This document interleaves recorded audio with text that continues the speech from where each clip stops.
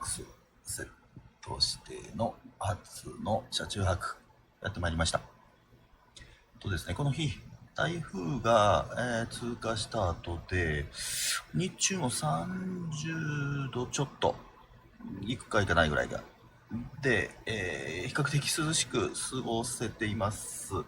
先ほどまでですね、ドアを開放してての温度が、29度。車内もですね、開放しているドアの29度。ちょっとこれ外気温が、センサーがちょっと設定しているところ悪いですね。もうちょっと涼しいです、実際のところ。で、下側のインの方の数字が現在 26.8 度。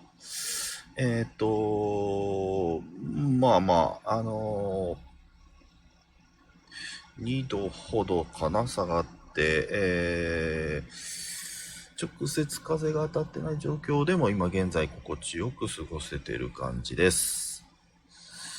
ちょっとこれから、宴をスタートさせようと思います。今日は嫁さんと2人、車中泊という形で、こいつがここに来たことでレイアウトちょっと困りましたが、冷蔵庫が僕の脇にあって、サイド出入り口がこちら、嫁さんここに座ります。